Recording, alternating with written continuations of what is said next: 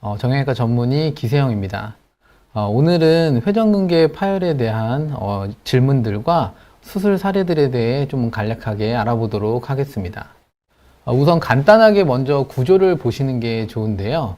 회전근개는 총 4개의 근육으로 어깨를 잡아주고 있습니다. 뒤에서부터 보시면 여기 소원건이라고 하는 근육과 그리고 극하건, 그리고 제일 중요한 이제 극상건. 이 극상건과 극하건 두 개가 이제 좀 중요한 힘줄이라고 생각을 하실 수가 있습니다. 앞쪽에서 보면은 이 극상건과 견갑하건이라고 하는 앞쪽에 있는 또 큰 근육이 있는데 이 4가지의 근육이 모여서 회전근개라고 하는 어깨를 돌리게 하는 힘줄을 구조를 나타내고 있습니다. 그러면 이게 왜 중요한가 생각을 하실 수가 있는데요.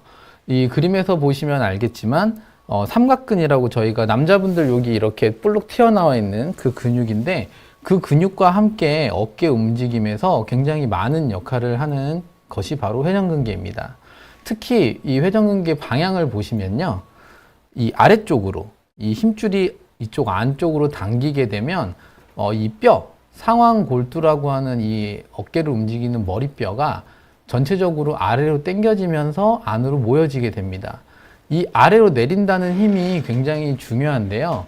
삼각근이라고 하는 것이 보상적으로 위쪽으로 이 뼈를 위로 밀기 때문에 만약에 회전근개가 약한 분들은 이 머리가 위로 올라가게 됩니다. 그러면 저희가 흔히 충돌증후군이라고 하는 것을 많이 들어보셨을 텐데 이 부분, 이 뼈와 힘줄이 있는 이 사이의 공간이 좁아지면서 충돌이 되는 것이 잘 일어나게 되죠.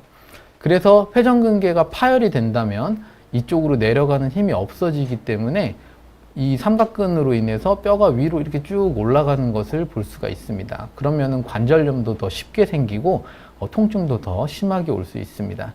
그래서 저희가 어깨 치료의 어떤 목표 중에 하나가 이 상완골두라고 하는 이 머리뼈 중간을 이 관절와라는 곳에 일치시켜서 이렇게 만드는 것, 이게 굉장히 중요하다고 할 수가 있죠. 자, 그래서 오늘 환자분들이 주로 많이 외래에서도 여쭤보는 것을 한번 정리를 좀 해보았습니다. 우선 나이가 들수록 회전근개가 약해지는 이유가 무엇인가요? 라고 질문을 이제 많이들 하시는데요. 내부적인 원인으로는 힘줄 자체에서 혈액순환에 문제가 있거나 또 노화로 인해서 그 어깨 힘줄이 이제 콜라겐 이런 걸로 구성이 되어 있는데 이제 1형 콜라겐에서 3형 콜라겐으로 변화가 되면서 1형보다 이제 3형이 어떤 구조나 이런 부분에서 약간 취약한 게 있어서 점점 힘줄이 약할 수가 있습니다. 외부적으로는 어깨 그 아까 말씀드렸던 위쪽에 있는 뼈, 그 부분이 자꾸 충돌이 된다 보면 뼈가 이제 앞쪽에 있는 인대를 타고 자라게 됩니다. 그래서 그렇게 되는 견봉이 충돌되는 형태 이상과 인장력, 자꾸 사용을 할 수밖에 없죠. 나이가 드실수록. 뭐 저보다 나이가 10살 많은 분이 더 쓰셨을 거고 일반적인 분들은 나이가 드실수록 점점 사용한 게 쌓이기 때문에 통증이 더 오게 됩니다. 그리고 반복적인 사용으로 인한 미세 손상, 이런 부분도 영향을 줄 수가 있죠. 밑에 있는 그림이 바로 그 견봉의 어떤 형태 이상입니다. 뭐 타고나신 분들도 있는데요. 이렇게 1형으로 타고나신 분, 2형으로 되신 분, 3형으로 되신 분들, 다양한 어깨의 형태가 있는데 이 3형분이 아무래도 좀 안 좋게 생겼죠. 예. 그리고 요즘에 말씀드리는 것 중에 하나가 근육의 양의 감소, 저희가 sarcopenia라고 하는 부분인데 근육이 이제 줄어드는 것에 대해서 요즘에 조금 더 집중을 하고 있습니다. 왜냐면 근육이 어떤 부분이 안 좋더라도 근육이 충분히 보상이 되면 통증 없이 지내시는 경우들도 생각보다 있기 때문에 이런 부분을 외부적인 요인으로 나중에 본인이 개선을 할 수 있는 부분이라서 언급을 하고 지나가도록 하겠습니다. 그럼 이 부분에 대해서 하나씩 한번 좀 살펴보면요. 일단 혈류 감소라는 부분, 아까 나이가 들면 혈관이 아무래도 약해지고 이제 혈관 벽은 두꺼워지고 안에는 뭐 지저분한 조직들이 쌓일 수도 있고 그래서 고지혈증 치료 같은 것도 중요한 부분인데 이렇게 나이가 드시면 혈관이 좀 약해질 수밖에 없습니다. 그러면 여기에 연관돼서 또 하나 질문이 나올 수 있는 게 환자분들이 담배나 술 먹는 거는 괜찮냐라고 질문을 많이 하시거든요. 자, 그렇게 해서 한번 이 부분에 대해 살펴보면 우선 담배 같은 경우는 정형외과 쪽에서 굉장히 기피하는 부분입니다. 단순히 뭐 회전근개뿐만이 아니고 골절이 있으신 분들이 젊은 남자분인데 뼈가 잘 안 붙었다 하는 경우에는 이 담배 피시는 분들인 경우가 상당히 많습니다. 이 담배가 니코틴 성분 이런 것들이 말초혈관을 수축시키기 때문에 결국에 저희가 골절이 있을 때 뼈를 붙여드리고 이렇게 판을 대가지고 나사를 박아서 모양을 이쁘게 정렬을 해드리면 거기에 본인의 그런 혈관들이 잘 가서 영양분을 주고 뼈를 재생시키고 해야 되는데 그런 부분이 담배를 피면은 다 망가지게 됩니다. 그래서 젊은 남자분이 뼈가 부러졌는데 회복이 안 된다. 담배인 경우 상당히 많죠. 뿐만 아니고 이 회전근개에서도 저희가 담배 피시는 분들을 여쭤볼 때 얼마나 피셨는지, 뭐 담배를 하루에 한 갑 피세요? 두 갑 피세요? 아니면 뭐 10년 피셨나요? 20년 피셨나요? 이렇게 여쭤보는데요. 그 두 가지를 곱해서 뭐 팩이어라고 하는 것이 단위를 쓰는데 한마디로 2년씩 10년 피셨으면 20팩이어 이런 식으로 얘기를 합니다. 이게 많을수록 회전근개 파열과도 연관이 있다는 논문들이 상당히 있습니다. 그래서 저희도 이제 수술을 하고 나서 다음날 회진을 돌기 전에 보면은 외부에서 담배를 피고 계신 분도 계시고요. 실제로 담배 많이 피시는 남자분들 같은 경우는 이 회전근개 회복이 좀 더디거나 충분하지 않은 경우들이 있기 때문에 담배는 회전근개 파열과 연관성이 충분히 있다라고 이제 말씀을 드릴 수가 있습니다.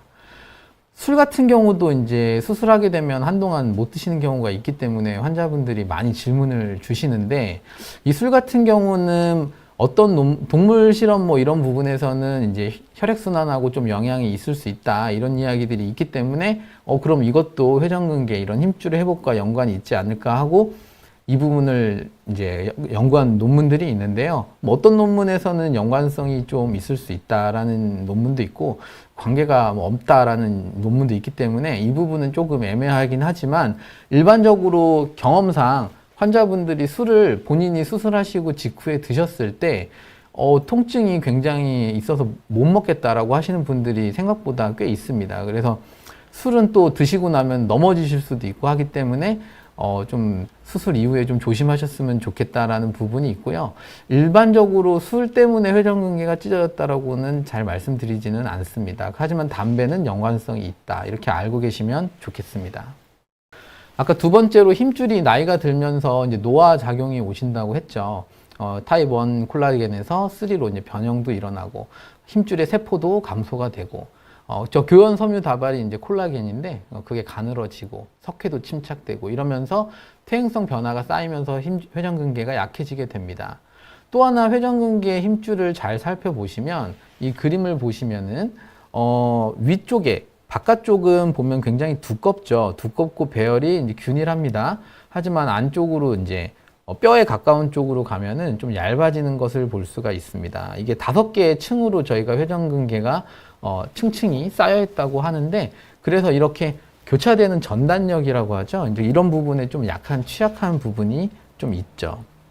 그래서 회전근개가 이제 위쪽으로 충돌이 이렇게 일어나면 이쪽 부분이 좀 약해지지 않을까라는 생각을 하는데 의외로 이 속쪽이 많이 찢어지는 경우가 먼저 찢어지는 경우가 많은데요. 그런 이유가 아까 그림에서 보셨던 것처럼 관절 면측, 이 안쪽 부분이 장력이 낮고 그 다음에 얇고 불규칙한 배열과 혈관 자체도 이 바깥쪽보다 안쪽이 조금 더 공급이 덜 되기 때문에 일반적으로는 안쪽부터 찢어진다라고 저희가 환자분들께 말씀을 드리고 있습니다. 바깥에서 찢어지면 이제 이런 식으로 안으로 파고들면서 찢어지게 되고 안에서부터 찢어지면 이런 식으로 바깥쪽을 향해서 찢어지게 되죠. 이러다가 이쪽 부분이나 여기가 다 끊어지는 경우에 이제 저희가 부분 파열이 아니고 회전근개 전층 파열이 되었다라고 말씀을 드립니다. 팔을 위로 드는데 특정한 각도에서만 아파요. 이런 회전근개 파열인가요? 라고 이제 질문을 하시는 경우가 환자분들이 있죠. 일반적으로 저희가 여기 그림에서 보시는 것처럼 통증궁이라고 표현을 하죠. 이 빨간색으로 표시되어 있는 이 정도 부위에서 환자분들이 회전근개 문제가 있을 때 통증이 있다고 말씀을 드립니다. 하지만 이제 회전근개 질환이 있는 경우 저 정도 범위에서 통증을 다 느끼시는 거고 뭐 파열이 아니고 염증만 있으셔도 통증을 느끼기 때문에 꼭 파열은 아닙니다. 그림에서 보는 것처럼 팔을 이 각도로 들어 올리게 되면 위쪽에 있는 뼈와 뼈 사이가 좁아지면서 힘줄이 그 사이에 끼게 되죠. 이렇게 충돌이 일어나는 게 이 페인풀 아크라고 하는 이 각도에서 주로 일어날 수가 있습니다. 그러면 뭐 가만히 있어도 아파요. 뭐 그렇게 얘기하시는 분들이 있는데 뭐 활동을 하지 않아도 어깨를 쓰지 않아도 통증이 있습니다라고 하는 분들이 계십니다. 그런 분들은 가끔 보면은 어깨가 아니고 목에서 경추 추간판 탈출증이나 뭐 협착증 같은 경우로 인해서 이쪽 부위가 지속적으로 통증이 있다라고 표현하시는 분들이 있기 때문에 어떤 특정 각도에서 팔이 좀 아파요라고 하시면 좀 더 회전근개, 어깨 자체의 문제일 경우가 높을 수 있습니다. 그리고 그게 지속이 되면 이제 회전근개 파열로 진행이 되겠죠. 어깨 많이 쓰는 직업이 더 안 좋나요? 이것도 뭐 생각해보면 당연할 수 있는데 아까 앞에서 보신 것처럼 팔을 이렇게 올려서 말씀드렸던 60도, 120도 사이 그 각도에서 계속 쓰시는 작업을 하는 분들, 특히 외래에 많이 오시는 분들이 이제 미용하시는 분들, 그리고 요리를 하시는 분들, 수리, 뭐 재봉이나 그리고 도배, 그리고 이제 배관공 이런 분들은 아무래도 어깨를 많이 사용하기 때문에 충돌이 많이 일어날 수밖에 없습니다. 이런 분들은 일반적인 분들보다 조금 더 많이 오시는 것 같고요. 오셨을 때도 이제 뼈가 이렇게 엑스레이에서 보면은 여기에 보시면 뼈가 이렇게 아까 인대를 타고 자란다고 했던 부분이 있는데 이런 부분이 조금 더 도드라지게 엑스레이에서만 봐도 보이는 경우가 있죠. 하지만 뭐 어깨를 많이 안 쓰신다고 해서 통증이 뭐 별로 없냐, 회전근개가 약해지는 게 아니냐라고 물어보시면 이 다음 장에서 또 말씀을 드릴 수 있는 게 평소 자세가 안 좋으면 회전근개 파열이 될 수 있나요? 라고 이제 여쭤보는 분들이 있습니다. 요즘에 라운드 숄더라고 말씀을 드리죠. 어깨가 이렇게 구부정하게 앞으로 숙여지면서 밸런스가 깨지는 걸 전체적으로 이야기를 드리게 되는데 이렇게 장시간 동안 컴퓨터 작업을 하거나 잘못된 자세로 오래 있는 그런 직업에 있으신 분들 같은 경우에도 어깨뼈가 그렇게 되면 이렇게 옆에서 봤을 때 앞으로 숙여지게 됩니다. 이 그림 보시면은 뼈가 앞으로 이렇게 전체적으로 이렇게 나와 있죠. 그래서 어깨뼈가 앞으로 나오게 되는데 그렇게 되면은 아까 보셨던 그 뼈가 이렇게 서 있다가 이렇게 숙여지기 때문에 좀 더 충돌이 잘 일어나게 됩니다. 그런 게 계속이 되면은 관절이 이제 수축이 되고 굳고 근육도 탄력성이 떨어지고 뒤쪽에 있는 이 흉추도 굽기 때문에 어깨가 단순히 어깨만 움직이는 게 아니고 뒤쪽에 있는 근육들까지 같이 밸런스를 이뤄서 움직이기 때문에 잘못된 자세를 유지하시게 되면 뭐 그로 인해서 무조건 힘줄이 파열이 된다라기 직접적인 원인은 아니겠지만 충분히 이게 반복이 되면은 문제가 생길 수 있는 요지가 있습니다. 네. 회전근개 파열인데 저는 팔꿈치랑 손목도 아파요 라고 하는 분들도 많이 있습니다. 그래서 이 어깨가 힘줄이 끊어져도 팔꿈치와 손목이 아플 수 있나요? 라고 실제로 외래에서 상당히 많이 질문을 주시는데요. 저희 영어 교과서에 보면은 여기 밑에 내용이 써 있지만 회전근개 파열이 있으면 삼각근의 아래쪽으로 해서 통증이 지속이 될 수 있다라는 얘기와 함께 이두박근 힘줄이 있으면 이 앞쪽으로도 통증이 내려갈 수가 있고요. 또 하나는 팔꿈치 정도까지는 어깨 자체의 문제로 통증이 올 수 있다라고 표현이 되어 있습니다. 그렇게 연구가 되어 있고요.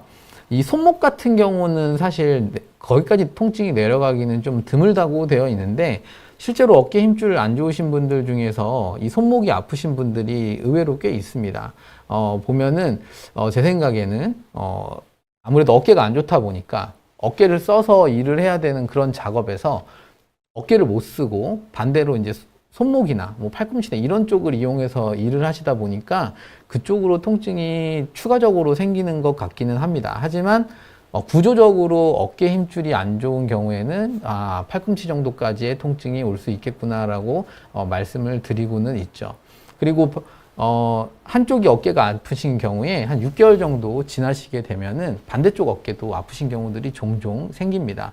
그 말은 이제 이쪽 어깨가 아파서 못 쓰셨기 때문에 반대쪽 어깨를 사용해서 일을 하다 보니 안 쓰던 어깨가 더 쓰니까 통증이 생겼구나라고 좀 생각을 해볼 수도 있겠죠. 이런 걸 보고 이제 보상적인 운동이라고 저희가 말씀을 드릴 수가 있습니다. 움직일 때 소리가 난다라고 이제 말씀을 주시는 분들이 있는데, 저희가 발음성 경관절, 발음성 견갑골 이렇게 병이 이름이 정해져 있습니다. 이런 경우에 이제 교과서에도 이야기를 하는 게 통증의 유무가 굉장히 중요하다라고 표현을 하죠. 이 위쪽에서, 앞쪽에서 딱딱 소리가 나는 경우에는 이쪽에 있는 보시는 것처럼 아까 말했던 견봉과 이 상완골 사이에 이 윤활랑이라고 하는 조직이 좀 두꺼워지거나 회전근개가 이쪽 부위와 스치면서 견봉 밑에 있던 조직들이 스치면서 소리가 좀 날 수가 있습니다. 회전근개가 끊어진 분들 같은 경우는 이 부분이 없는 것이기 때문에, 여기 보이는 이 힘줄 부분이 없는 것이기 때문에 위에 있는 뼈와 아래에 있는 뼈가 직접적으로 충돌이 일어날 수가 있겠죠. 예, 그러면서 소리가 날 수 있습니다. 그런 경우는 통증이 있게 됩니다. 따라서 어깨에서 그냥 단순히 저희가 이렇게 손 이렇게 하면 뚝 하는 것처럼 소리만 나고 통증이 별로 없으신 경우에는 지켜보실 수가 있겠지만, 통증이 있다라고, 통증이 있으면서 소리가 나는 경우에는 외래에 한번 내원하시는 게 좋겠습니다.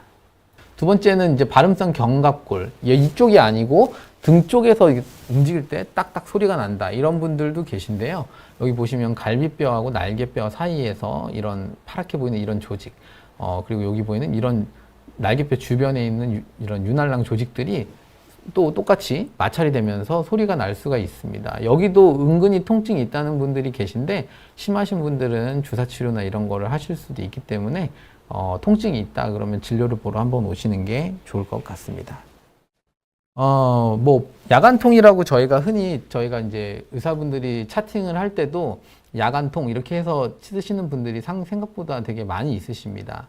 낮에는 괜찮은데 밤에만 아파요. 회전근개 가능성이 더 있나요? 라고 물어보시는 분들이 있는데, 일반적으로 통증 자체도 밤에 아무 자극이 없기 때문에 좀 예민해지는 부분이 있습니다. 하지만 이제 아픈 부위의 어깨로 주무실 때 통증이 있다거나, 그쪽 팔로 밤에 자기도 모르게 팔을 딱 뻗어서 이불을 당길 때 통증이 있다거나, 이런 경우는 이제 어깨 질환을 좀 더 의심해 볼 수가 있습니다. 낮에는 이 팔 무게가 중력 때문에 내려가서 아까 말씀드렸던 견봉의 공간이 조금 더 확보가 되지만, 어깨를 많이 쓰게 되면, 밤이 되면은 중력이 없기 때문에 그 공간이 좁아지게 됩니다. 그래서 통증이 더 올 수가 있고요. 아무래도 밤에 혈류나 또 관절의 움직임이 줄어들어서 체온 자체도 좀 떨어지기 때문에 그런 부분이 관절을 좀 굳게 만들죠. 그러다가 갑자기 아침에 딱 움직이려고 하다 보면 통증이 초반에 올 수도 있고, 그렇게 주무시는 과정에서 자기도 모르게 밤에 이불을 당기려고 손을 쭉 뻗었더니 통증이 오는 경우, 이런 부분도 있습니다. 멜라토닌이라고 하는 잘 때 나오는 호르몬이 염증을 일으키는 어떤 염증 유발하는 사이토카인들, 이런 거를 자극해서 통증이 좀 더 밤에 올 수도 있다고 말씀을 드리기도 하죠. 따라서 주무시기 전에 온찜질 같은 걸로 주변 근육을 좀 풀어주고, 스트레칭을 누워서 이렇게 만세만 해주셔도 좋습니다. 이렇게 만세만 쭉 하고 계셔도 상당히 스트레칭이 되거든요. 그런 걸 해주시는 것도 밤에 통증이 있을 때 통증을 감소하는 데 도움이 될 수가 있겠습니다. 그리고 팔을 이렇게 내려놓고 주무시거나, 뭐 아픈 쪽으로 주무시는 건 별로 안 좋고요. 아픈 쪽이 이렇게 위로 올라간 상태에서 베개 같은 걸 이렇게 끌어안고 주무시면 어깨가 좀 덜 충돌이 일어나기 때문에 통증 없이 주무실 수도 있겠습니다. 이제 환자분들 중에서 회전근개 파열이 이제 MRI를 찍었더니 초음파나 MRI에서 파열 진단을 받으신 분들이 계신데, 나 근데 안 아픈데요? 이런 얘기 하시는 분들이 생각보다 가끔 있습니다. 파열이면 엄청 아파야 되는 거 아닌가요? 라고 질문을 많이들 하시는데요. 의외로 이게 파열이 초기에 의외로 안 아프다는 분들이 생각보다 많습니다. 그 이유가 주변에 있던 남자분들이 가끔 또 그런 경우가 좀 더 많으신데, 이 삼각근이나 승모근 같은 부위가 어깨에서 팔 올리는 동작을 보상을 해주거나, 그리고 이게 천천히 오랜 시간에 걸쳐 조금씩 끊어진 경우에는 의외로 염증이 별로 없는 경우들이 있거든요. 그런 경우에는 환자분들이 통증을 좀 덜 느끼는 분들이 계십니다. 또 나이가 있으셔서 뭐 일상생활에서 별로 팔을 사용하지 않는다거나, 이런 분들은 내가 활동하는 거에서 부딪히는 게 별로 없기 때문에 환자분들이 그냥 아픈 지 한 달 뭐 1, 2주밖에 안 됐는데 이번에 약을 먹어도 잘 안 낫고 뭐 이래가지고 병원에 왔더니 검사를 했더니 회전근개가 좀 파열이 보인다라고 말씀을 드리면 이해를 잘 못하세요. 나 그동안 안 아팠고 지금도 뭐 그렇게까지 아픈 건 아닌데 왜 끊어졌을까요? 라고 이제 저희한테 거꾸로 물어보시는 경우들이 있는데, 종종 파열 초기에 통증이 없는 경우도 있어서 오셔서 치료를 했는데도 계속 아프시거나 뭐 그런 경우에는 좀 진료를 좀 보고 체크를 해보는 게 좋을 것 같습니다. 근육의 감소도 회전근개에 영향을 줄 수 있나요? 라고 이제 질문을 또 하시는 경우가 있는데, 그때 코로나 때 이제 환자분들이 운동을 못 해가지고 근육이 빠지시면서 통증이 더 왔어요. 이런 경우들도 생각보다 많으십니다. 이 운동이 좀 이따 뒤에도 말씀드리겠지만 적절하게 하는 경우에는 저희가 어깨에 뼈가 자라거나 그 견봉 밑에 이제 조직이 두꺼워져서 염증이 생기는 경우에 견봉화 감압술이라는 것을 하거든요. 내시경을 넣어서 그 뼈를 좀 깎아주고 염증을 제거해주는 간단한 수술을 하게 되는데, 운동이 그것만큼 효과가 있다는 논문들도 있습니다. 따라서 이 근육이 충분하다면 아까 말씀드렸던 보상적인 작용으로 인해서 회전근개가 부담을 덜 느끼게 되고 일을 좀 덜 할 수 있기 때문에 아무래도 영향을 좀 줄 수가 있습니다. 명확하게 근육이 얼마나 빠졌을 때 회전근개 파열이 얼마고 이런 논문까지는 없지만 그래도 어느 정도 충분히 연관성이 있을 수는 있을 것 같고, 수술 이후에 보면은 여기 보면은 회전근개가 수술을 안 하게 되면은 시간이 지나면서 점점 이렇게 안으로 끌려 들어가게 되거든요.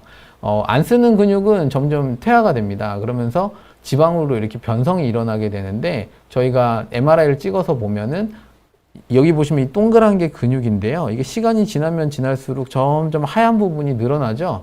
이 하얀 부분이 지방입니다. 그래서 수술을 안 하고 장기간 방치했을 경우에 근육이 점점 빠지면서 통증이 악화되고, 이렇게 돼 있는 이 끝부분에 가가지고는 회전근개를 저희가 수술해서 당겨서 붙여 놓더라도 재파열이 되거나 결과가 불량한 경우가 많거든요. 그래서 회전근개 파열이 있는 경우에는 특히 이제 부분파열에서 3단계나 전층 파열 이상인 경우에는 수술을 하실 수 있으면 빨리 받는 것이 좋다라고 말씀을 드리고 있습니다.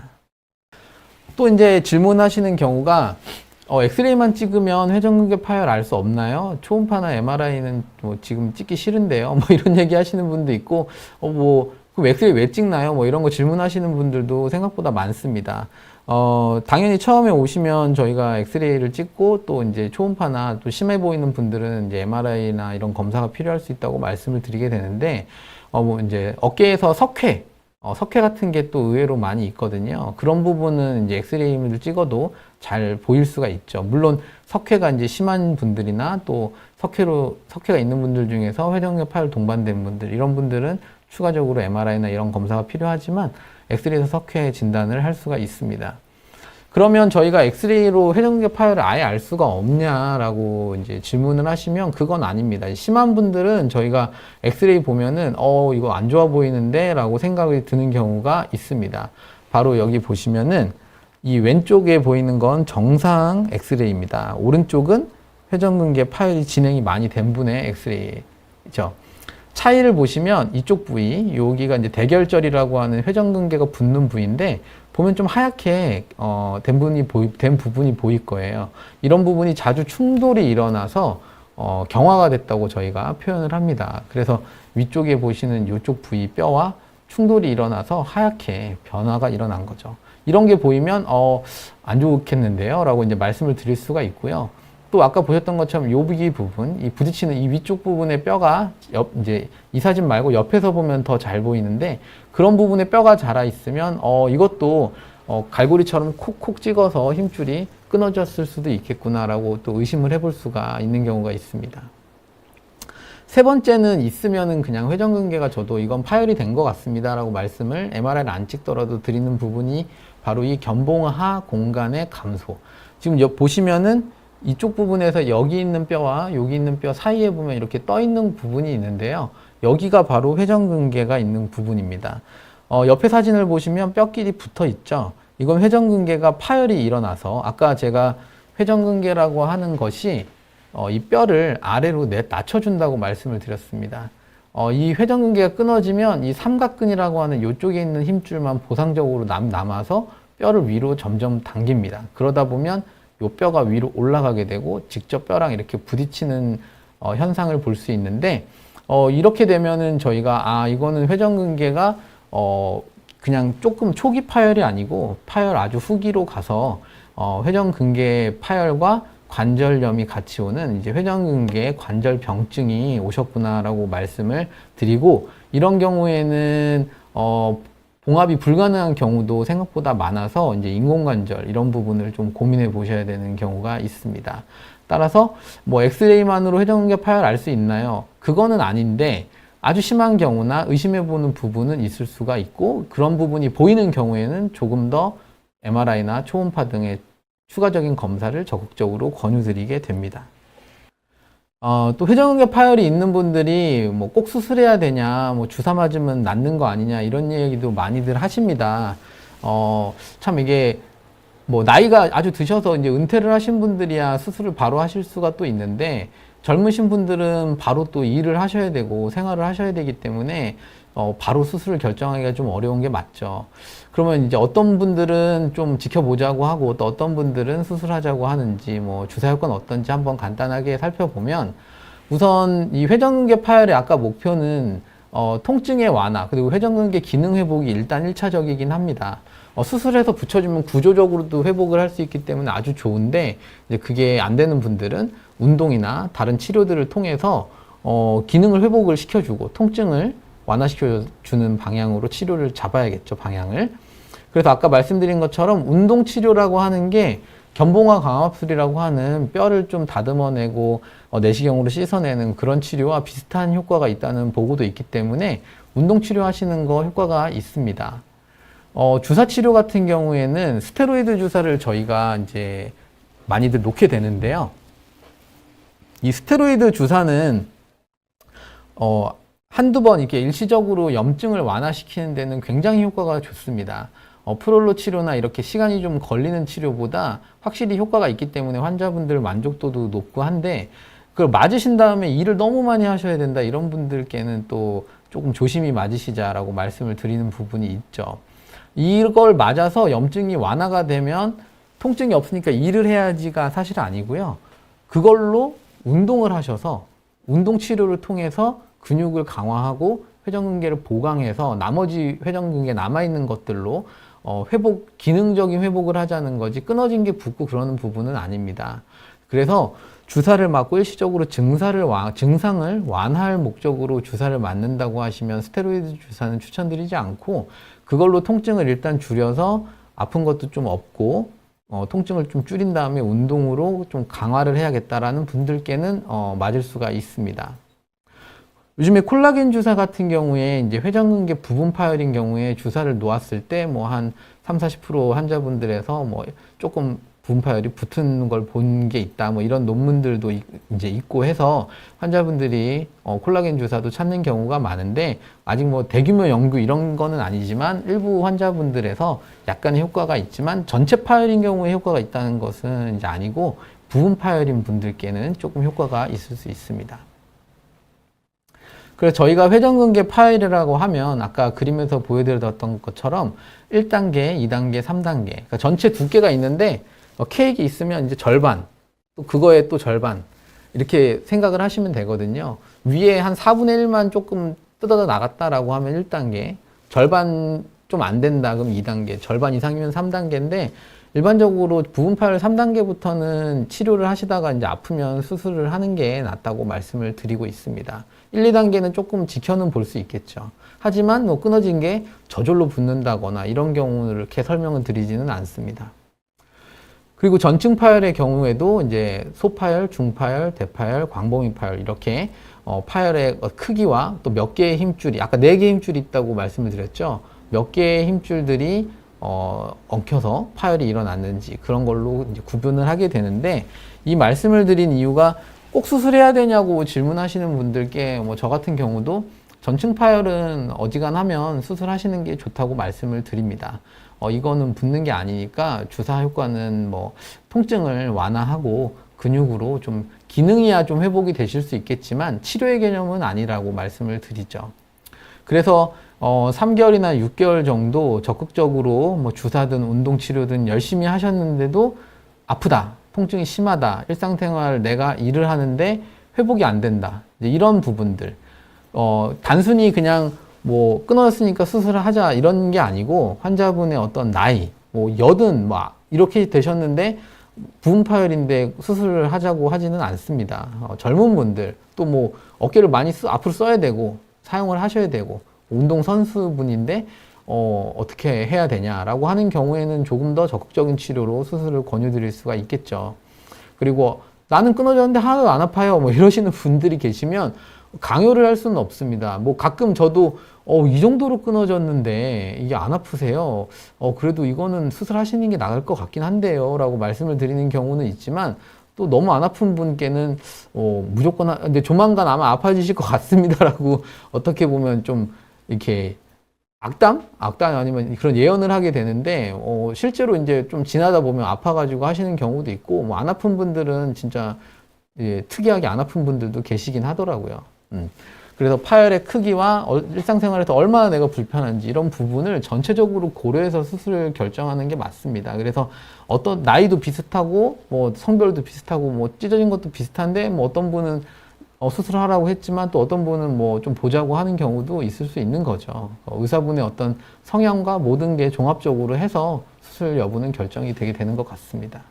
또 자주 이제 말씀해 주시는 질문이 회전근개 파열 수술을 했는데 이거 몇 달 됐는데 아직도 아프다고 이제 다른 병원에서 수술하시고 오는 분도 계시고 저한테 수술한 분도 계시고요. 수술 잘못된 거 아닐까요? 라고 이제 질문을 하는 분들도 상당히 이제 많습니다. 일반적으로 이제 수술하기 전에 그래서 미리 좀 얘기를 드리는 부분이 있는데 한 2, 3개월 정도는 통증이 좀 있으실 수 있다고 미리 말씀을 드리는 부분이 있죠. 물론 수술 이후에 뭐 안 좋아서 결과가 안 좋아서 그런 분들도 계시지만 많은 수의 분들은 충분하지 못한 관리와 재활 이런 부분으로 인해서 통증이 있는 경우들이 있습니다. 첫 번째로는 보조기 착용이 불량한 경우입니다. 환자분들이 이제 보조기를 저희가 수술하면 저도 이제 파열이 크지 않으신 분들은 한 4주, 파열이 큰 분들은 한 6주 정도 보조기를 채웁니다. 요새 새로 이제 한국에서 많이 쓰이고 있는 뭐 외국에서는 이미 쓰고 있었던 거지만 작년부터 이제 한국에서 이제 사용을 할 수 있어서 쓰고 있는 리제네텐이라고 하는 것은 보조기를 한 1, 2주 정도만 착용을 하고 일상생활이 좀 빠른 복귀를 할 수가 있는데요. 일반적인 그냥 고식적이라고 할 수 있는 회전근개 파열의 수술에서는 보조기 착용이 생각보다 또 중요한 부분이 될 수 있습니다. 근데 집에 가시면 또 불편하고 가만히 계시니까 풀르고 계시는 경우들이 생각보다 많거든요. 그래서 어떤 분도 계셨냐면 이제 보조기 풀고 집에서 TV 보시다가 수술하고 한 2주 되셨는데 이제 빨래를 계시다가 이제 수건이나 뭐 옷을 이렇게 터시잖아요. 이렇게 계실 때 탁 펴서 계시는데 TV 보시면서 자기도 모르게 이제 습관적으로 보조기가를 안 하고 계셨기 때문에 딱 털었는데 팡 하면서 어깨에서 뚝 소리가 나셔서 오셔가지고 저한테 이제 뭐 보조기를 이랬었는데 뭐 이렇게 돼가지고 했더니 팡 하는 소리와 함께 뚝 하는 느낌이 났다라고 하셔서 MRI를 찍었더니 실제로 수술하고 얼마 안 돼서 재파열된 경우도 있었습니다. 그런 것처럼 차고 운전하시는 분들도 생각보다 많고요. 생각보다 많습니다. 외래에 어떻게 오셨냐 그러면 운전하고 왔어요. 이런 분들도 생각보다 많아요. 그래서 보조기 착용을 충분히 잘 찾으시는 것도 초반에 관리에 중요한 부분이 될 수가 있고요. 수술 후에 이제 강직 한 15% 이렇게 얘기를 또 드릴 수가 있는데 아무래도 이제 보조기를 착용을 시킨다 하면 어깨를 못 쓰게 한다는 거거든요. 중간중간에 보조기를 풀고 물리치료나 이런 거 오셔서 팔을 이렇게 기계로 올리는 그런 치료는 시켜드리는데 아무래도 계속 하고 계시다 보니 어깨의 움직임이 감소하는 부분이 있을 수가 있습니다. 따라서 약간 50견 비슷하게 오게 되는 건데요. 수술하고 그게 풀릴 때까지 일반적으로 통증이 한동안 올 수가 있습니다. 그래서 보조기를 푸신 다음에 뭐 도수치료나 운동치료나 이런 부분으로 좀 움직임을 충분히 확보해 주는 게 수술 후 통증을 줄이는데 영향을 줄 수가 있습니다. 또 하나는 저희가 뭐 운동선수분들도 어디 다치셔서 병원에 입원하시거나 이래가지고 한동안 운동을 못하면 허벅지 근육 차이가 확 납니다. 다친 쪽과 안 다친 쪽 근육 차이가 확 나는데요. 수술한 것도 마찬가지예요. 이렇게 근육이 감소되는 게 있고 또 불균형이 일어나게 되면 그게 밸런스가 맞지 않기 때문에 통증이 또 올 수가 있습니다. 저희가 회전근개는 이제 극상근과 삼각근, 이제 앞쪽 힘줄과 뒤쪽에 있는 힘줄, 뭐 이런 주변 근육 이런 부분이 다 서로 어떤 커플을 이뤄서 영향을 주게 되는데, 이런 부분이 짝힘이라고 하죠. 짝힘. 이런 부분에서 밸런스가 깨지면 통증이 오는 경우도 생각보다 많습니다. 그래서 환자분들이 이제 한 6개월까지도 또 약한 통증이 있는 경우가 있는데, 뭐 시간이 지날수록 점점 아파지신다던가 아니면 너무 아파요. 이건 이 정도 통증은 아닌데, 만약 의사분이 수술하고 뭐 한 달, 두 달 이렇게 외래에 오셔서 보게 되잖아요. 근데 그때 만져보고 움직여 봤는데 이거는 좀 너무 아프신데, 이런 경우에는 추가적으로 정밀 검사를 한번 해서 이제 혹시 뭐 수술한 부위가 진짜 재파열이 일어났다던가 다른 뭔가의 원인이 있는지 이런 거는 체크를 해볼 수가 있게 됩니다. 사례를 좀 살펴보면 이제 58세 남자분이고 배드민턴을 많이 하셨던 분입니다. 저희 영어 교과서에 4개 운동 그 챕터가 아예 하나 있습니다. 운동선수의 뭐 어깨 이런 챕터가 있는데 거기에 4가지 운동이 나와 있어요. 미국에서 많이 하는 그런 야구, 그 다음에 테니스, 골프, 그 다음에 수영, 이 4가지 운동이 그림으로 이게 이쁘게 이런 거 하면은 뭐 이렇게 아플 수 있다, 이런 예시 사례로 나와 있는데, 배드민턴도 이제 테니스처럼 팔을 이제 올려서 많이 하는 운동이고, 한국에서는 많이들 하시기 때문에 영향을 줄 수 있고, 또 배드민턴 동호회 분들이 또 한 분 오시면 여러분이 우르르 오시는 경우들이 있습니다. 그래서 6개월 전부터 통증이 있었고, 뭐 말씀하신 것, 방금 여기 말씀하셨던 것처럼 약 드시고 주사 치료했는데도 효과가 없다, 뭐 무거운 거 들면 아프다, 옆으로 자면 아프다, 이런 얘기 하시면 회전근개 좀 안 좋을 수 있겠구나 생각을 하고 정밀 검사를 해볼 수가 있는데, 여기 보시는 것처럼 이 까만 부분이 끝까지 가 있어야 되는데 요만큼, 요 하얀 부분만큼 찢어진 겁니다. 한 소파열에서 중파열 정도 되어 보이는데, 이런 부분이 생기게 되면 이제 회복이 안 되죠. 그리고 이분은 계속 배드민턴 치고 싶으신 분이었기 때문에 그러면 수술을 해서 좀 보강을 하고 그 다음에 운동을 충분히 한 다음에 많이 좀 나아지면은 배드민턴은 그때 쳐보자라고 말씀을 드렸게 됐습니다. 끊어진 부분이 이제 그만큼 부분이 이렇게 내시경으로 보게 되면 이 구멍이 난 부분이 파열이 일어난 부분입니다. 여기 보이는 부분이 이렇게 앞으로 당겨져서 이 부분에 붙어 있어야 하는데 찢어져서 안으로 말려 들어가게 됐죠. 그래서 여기 부분을 정리를 한 다음에 이렇게 나사를 박아서 이 나사 끝에 보면은 이런 실이 달려 있습니다. 그래서 저희가 하나하나 이렇게 따게 됩니다. 실을, 저 힘줄, 끊어진 부위 안쪽으로 힘줄들을 다 따서 낚시를 하듯이 이렇게 잡아 당기면 힘줄이 지금 보시는 것처럼 이렇게 하나하나 딴 다음에 당기면은 힘줄이 딸려오게 되죠. 그 상태로 그냥 묶어버리면 일렬봉합, 회전근개 일렬봉합이 되는 거고, 그거를 한번 묶은 다음에 다시 당겨서 밑에 쪽에다 한 번 더 이렇게 크로스해서 누르게 되면 이제 이중 교량염 봉합이라고 저희가 표현을 하게 되는데, 그렇게 수술을 하게 되면 이렇게 구멍이 났던 부위가 보이지 않게 되는 그런 수술 결과를 볼 수가 있습니다. MRI로 보시게 되면은 이제 이렇게 찢어졌던 부분이 안쪽으로 당겨져서 이쪽 끝부분까지 덮여져 있는 것을 볼 수가 있죠. 두 번째는 이제 64세 분이고 팔 들어 올릴 때 아프고 이제 1년이 되셨고, 뭐 당연히 수술하시는 분들은 약 드시고 주사했는데 반응이 없는 그런 분들이겠죠. 무거운 옷을 자꾸 이제 들어야 되는데, 특히 이제 옷 가게나 옷 이런 의류 쪽에서 일하시는 분들은 겨울이 되시면은 옷이 무거워지기 때문에 특히 위에 있는 거 꺼내고 뭐 이러시다 보면은 팔을 들어서 이렇게 옷걸이 같은 걸로 이게 꺼내시게 되는데요. 그런 거 할 때 통증이 점점 심해서 일을 못 하겠다, 이런 분들이 계십니다. 이분도 이제 그런 분이셨는데, 아까보다 조금 더 MRI를 보면 파열이 더 진행이 돼 있습니다. 아까는 한 요 정도에 있었다고 하면 지금은 한 이 정도 안으로 조금 더 말려 들어간 게 보입니다. 옆에서 보면 아까 제가 그 근육의 감소 말씀을 드렸죠. 이렇게 동그랗게 원을 그렸을 때 거기에 보이는 요 조그맣게 보이는 요 부분, 이 부분이 근육 부분입니다. 밑에 보시면 극하근이라고 하는 건 이렇게 꽉 차게 근육이 있고 견갑하근도 있고 다 있는데, 극상근이라고 하는 여기 부분만 주변에 원을 그렸을 때 상당히 많이 쪼그라들어 있는 것을 볼 수가 있습니다. 그래서 지금 보시면 아까는 구멍만 보였는데 지금은 이쪽에 보시는 여기부터 여기까지 전부 다 찢어져서 끌려 들어간 거예요. 이 부위가 여기 덮어줘야 됩니다. 그래서 여기 보이시는 요 쭉 있는 요 이런 줄 같은 하얀 선이 이두박근 힘줄인데 이거를 덮어서 안 보이게 돼야 되는 게 정상입니다. 아까는 이제 나사를 하나만 썼지만 이번에는 좀 범위가 넓기 때문에 두 개를 넣어서 여러 가닥의 실로 교차를 한 다음에 봉합을 시행을 하게 된 경우입니다. 네, 보시면 이제 아까 찢어졌던 게 조금 더 끌려져서 당겨지게 되죠. 물론 첫 번째 수술한 경우보다 두 번째 한 분이 아무래도 수술하시고 나서 조금 더 조심하셔야 되고 보조기 착용이나 운동도 좀 더 적극적으로 해주셔야 되는 게 맞겠습니다. 세 번째는 이제 70세 여성분입니다. 옛날에는 이제 70 넘으시면은 뭐 회전근개 파열이 돼도 내시경 수술을 안 하는 경우도 있었고 한데 요즘에는 막 80, 90대 분들도 많기 때문에 70대 중후반 분들도 힘줄이 끊어져서 너무 아프다는 분들, 관절염이 오지 않은 경우는 이렇게 회전근개 수술을 하게 됩니다.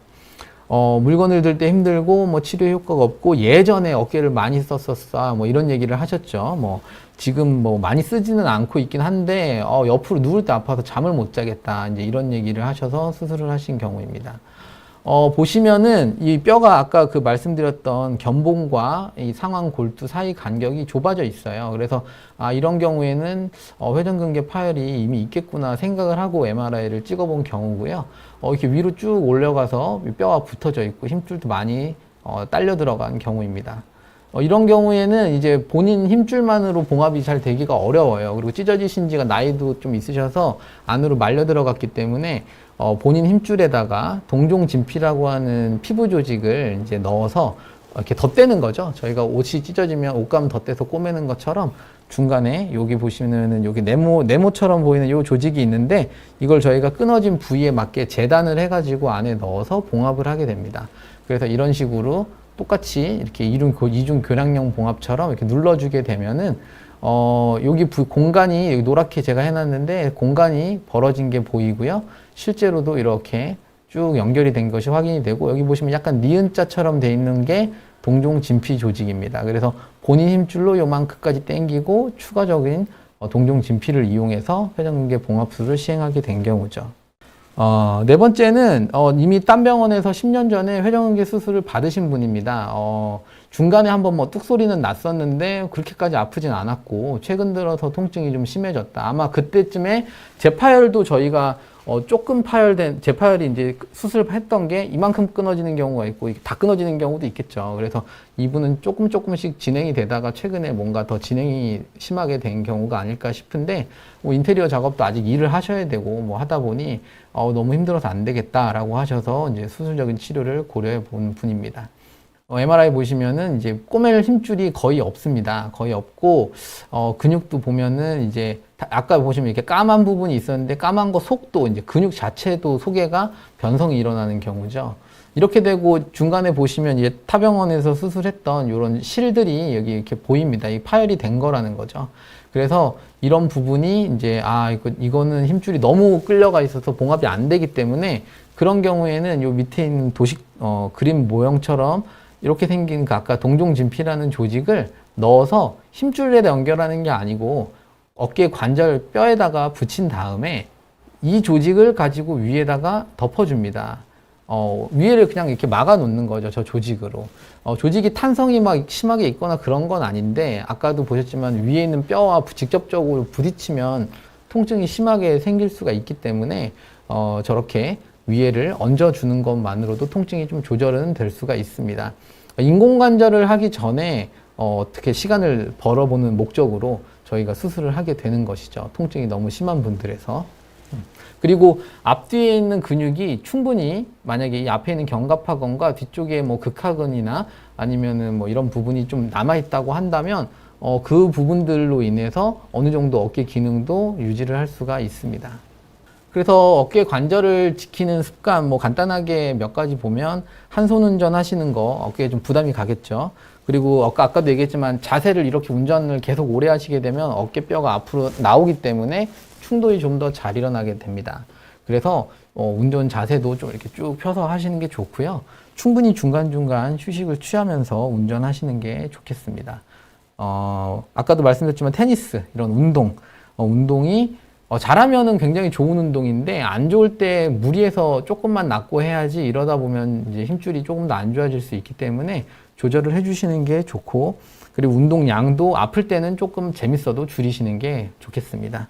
그리고 운동하시기 전에 충분히 스트레칭을 하셔서 관절을 이완시켜주고 하는 게 바람직하겠죠.